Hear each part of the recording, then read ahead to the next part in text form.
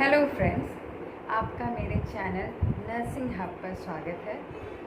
इस चैनल पर हम हेल्थ और हेल्थ से रिलेटेड चीज़ों के बारे में जानकारी लेते हैं। आज हम यहाँ पर एक बहुत इम्पॉर्टेंट टॉपिक के बारे में बात करेंगे जिसका नाम है वेजाइनल केयर। हम वेजाइना की केयर कैसे करें? वैसे तो आपको इसके बारे में कुछ जानकारी होगी, लेकिन आज मैं यहाँ पर कुछ ऐसी चीज़ों के बारे में बात करूँगी जो हम रोज़ की ज़िंदगी में कुछ छोटे छोटे स्टेप्स गलत करते हैं। अगर उन स्टेप्स को हम सुधार दें तो हम बहुत बड़े प्रॉब्लम से बच सकते हैं। जैसे कि आमतौर पर हमें आजकल वेजाइनल इचिंग होता है, इरिटेशन होता है, बहुत डिस्चार्ज होता है, बहुत पेन होता है, बहुत इन्फेक्शन होने के चांसेस होते हैं। इन सब चीज़ों को हम कैसे रोक सकते हैं, उन चीज़ों को रोकने के टिप्स के बारे में आज हम बात करेंगे। तो आज सबसे पहले हम देखेंगे कि वेजाइना की क्लीनिंग कैसे करनी चाहिए। यूँ तो हम में से बहुत से लोग कोई ना कोई लोशन यूज़ करते हैं, या कोई ना कोई केमिकल यूज़ करते हैं, या कुछ लोग सोप यूज़ करते हैं, या कुछ अलग प्रकार के केमिकल्स आते हैं मार्केट में, उन चीज़ों का प्रयोग किया जाता है वेजाइना को क्लीन करने के लिए। पर क्लीनिंग करने के लिए हमें इनमें से कोई भी चीज़ों की ज़रूरत नहीं है। वेजाइना क्लीनिंग के लिए सिर्फ़ और सिर्फ हमें थोड़ा गुनगुना पानी की ज़रूरत है। गुनगुने पानी से थोड़ा सा हाथ से धीरे धीरे मसाज करके आपको वेजाइना को क्लीन करना है। इसके अलावा आपको कोई भी चीज़ों की ज़रूरत नहीं है। ऐसा इसलिए क्योंकि वेजाइना में कुछ नॉर्मल बैक्टीरिया होते हैं जो हमारे बॉडी में किसी भी प्रकार के इन्फेक्शन को अंदर आने से रोकते हैं। अगर हम इस प्रकार के केमिकल्स का उपयोग करेंगे तो ये नॉर्मल बैक्टीरिया के बैलेंस को गड़बड़ करेगा, और उस बैलेंस के गड़बड़ होने की वजह से हमें इन्फेक्शन होने के चांसेस बढ़ जाते हैं। इसलिए कभी भी कोई भी प्रकार का सोप, केमिकल, कोई भी चीज़, कोई भी लोशन, कोई भी ऑयल, कोई भी चीज़ों का प्रयोग ना करें। सिर्फ और सिर्फ गुनगुना पानी यूज़ करें। ये तो हो गई वेजाइनल क्लीनिंग की बात। अब इसके बाद वेजाइनल ड्राइंग के बारे में बात करें। तो आप सोचेंगे ड्राइंग की क्या ज़रूरत है? जैसे हम नहाते हैं, नहाने के बाद हमारे पूरे शरीर को टॉवल से पोंछते हैं। हम में से अधिकांश लोग टॉवल से वेजाइना को कभी भी ड्राई नहीं करते, और ये आगे चल के एक इन्फेक्शन का कारण बनता है। तो हमेशा ये ध्यान रखें कि वेजाइनल क्लीनिंग के बाद एक कॉटन के टॉवल से वहाँ पर अच्छी तरह से ड्राई करें, क्योंकि अगर वेजाइना में नमी रह जाएगी तो वेजाइना में इन्फेक्शन होगा। इसलिए क्लीनिंग प्लस ड्राइंग दोनों ही ज़रूरी है। अब बात आती है कि वेजाइना क्लीनिंग कर लिया, ड्राइंग कर लिया, अब किस चीज़ का ध्यान देना है? अब हम वेजाइना को प्रॉपर कवर करने के लिए पैंटी यूज़ करते हैं, लेकिन पैंटी भी कई प्रकार के हमारे मार्केट में अवेलेबल है। नायलॉन के पैंटी हैं, सिंथेटिक के पैंटी हैं, इतने सारे फैशनेबल पैंटीज़ अवेलेबल हैं। तो क्या हमें उन पैंटीज़ का यूज़ करना चाहिए? बिल्कुल भी नहीं। हमें हमेशा लाइट कलर का कॉटन अंडरवेयर यूज़ करना चाहिए, और हमेशा कॉटन ही यूज़ करना चाहिए।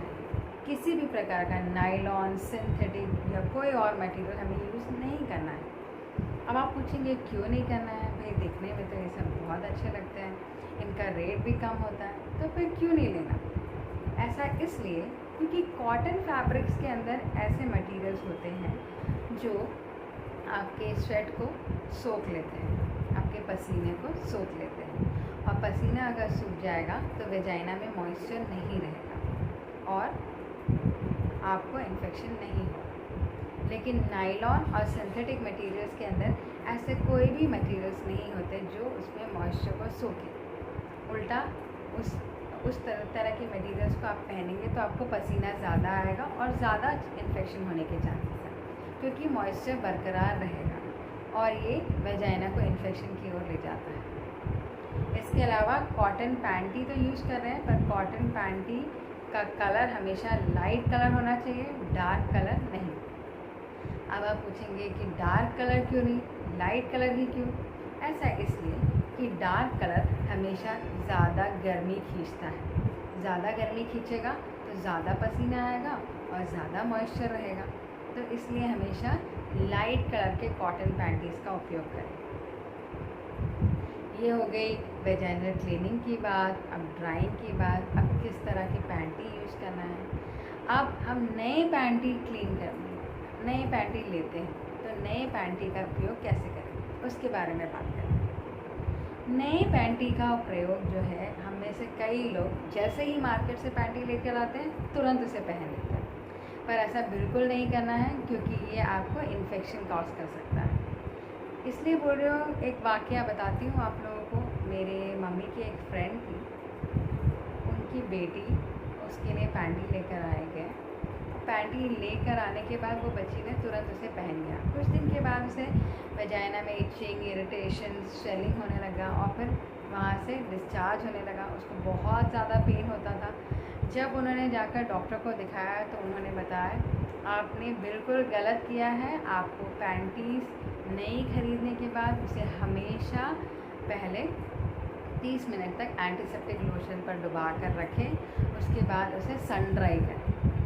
ऐसा इसलिए क्योंकि दुकानों में जो भी पैंटीज़ होते हैं उसमें बहुत सारे लोग हाथ लगाकर उसे देखते हैं। उन्हें किस प्रकार के इन्फेक्शन होते हैं ये हम कोई नहीं जानते।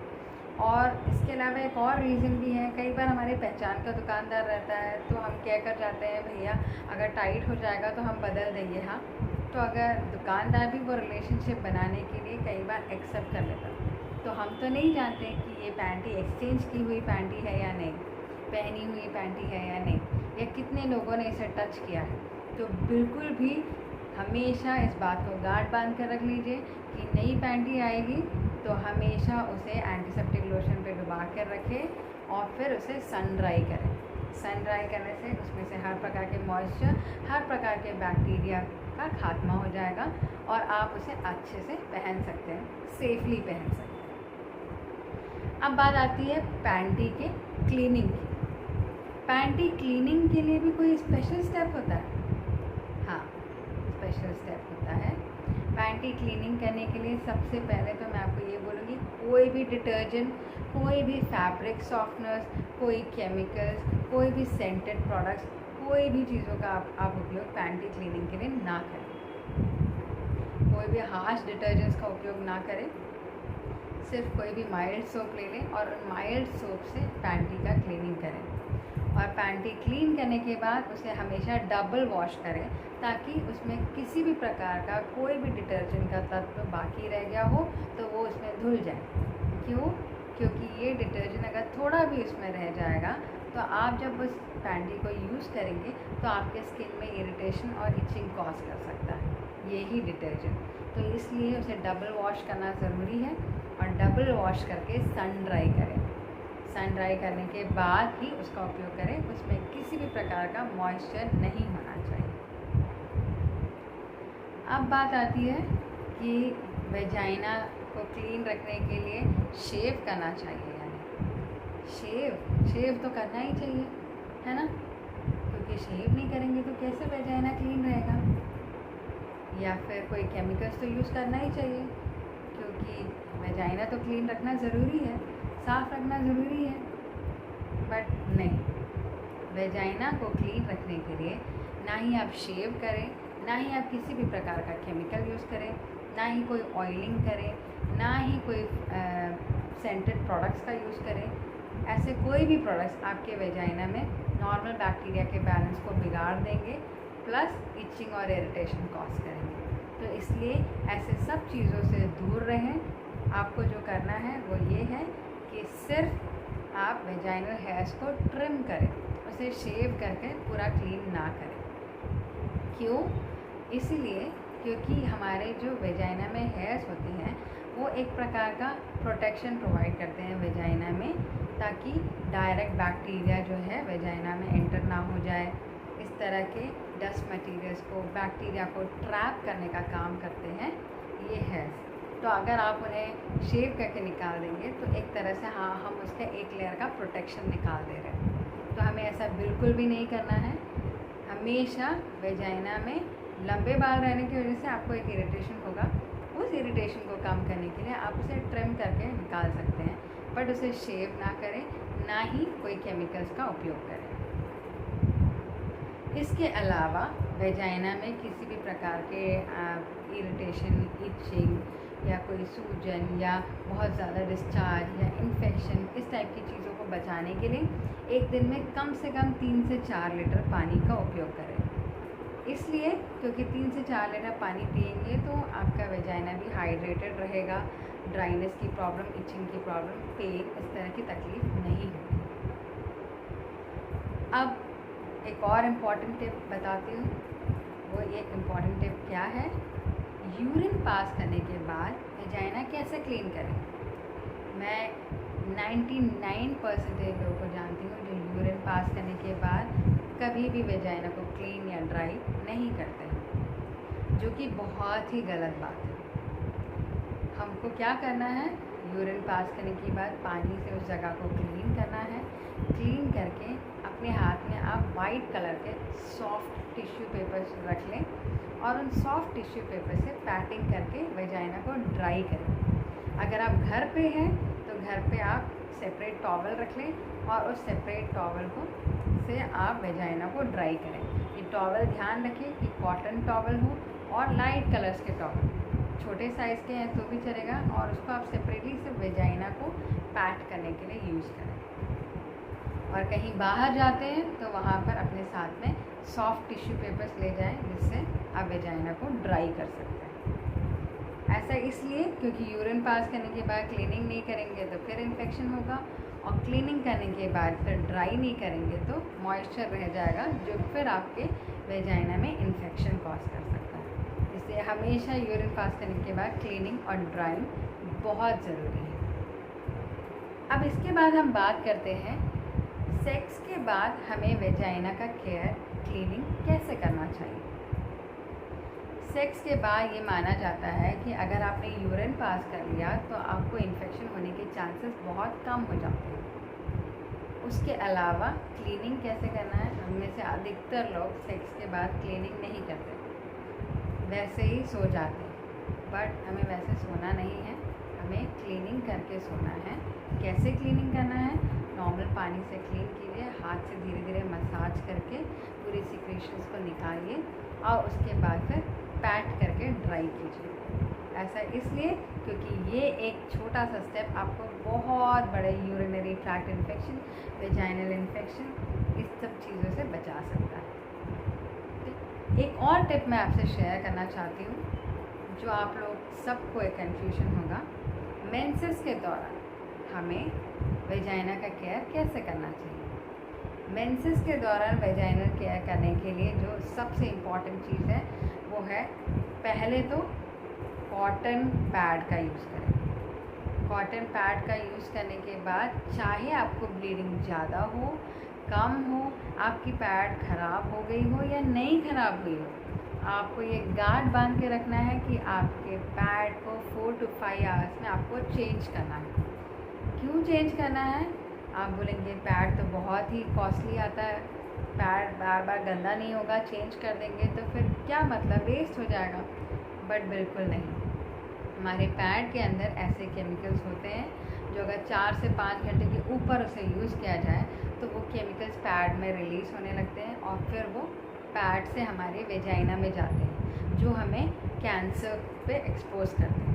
तो इसलिए बिल्कुल भी इस बात का ध्यान रखिए कि 4 से 5 घंटे में पैड को हमेशा बदलें, चाहे आपका पैड गंदा हुआ हो या नहीं गंदा हुआ हो। कुछ लोगों को कम ब्लीडिंग होता है तो वो सोचते हैं कि हमें पैड बदलने की ज़रूरत नहीं है, बट उन्हें पैड बदलना है, ये उन्हें ध्यान रखना है ताकि वो अपने आप को इन्फेक्शन से, कैंसर से बचा सकें। इसके अलावा अगर आपको ब्लीडिंग ज़्यादा होती है तो आप उसके कम अंतराल में भी पैड को बदल सकते हैं, लेकिन 4 से 5 घंटे से ज़्यादा आपको पैड नहीं रखना है और कॉटन पैड का ही उपयोग करना है। तो फ्रेंड्स, आज मैं इन टिप्स को शेयर करना चाहती थी ताकि आप लोगों को वेजाइनल केयर के बारे में अच्छे तरह से जानकारी मिल जाए और इन छोटे छोटे स्टेप्स को फॉलो करके आप अपने आप को एक बड़े इन्फेक्शन से बचा सकें। तो मैं आशा करती हूँ कि आपको मेरा वीडियो पसंद आया होगा। अगर पसंद आया होगा तो प्लीज़ मेरे वीडियो को लाइक और सब्सक्राइब करना ना भूलें, और प्लीज़ इसे अपने फ्रेंड्स और फैमिली मेम्बर्स के साथ शेयर करें ताकि उन्हें भी ये पता चल सके कि वेजाइनल केयर कैसे करना चाहिए और वो भी अपने आप को प्रोटेक्ट कर सकें। तो मिलते हैं अगले वीडियो में, तब तक के लिए बाय बाय, अपना ख्याल रखिए।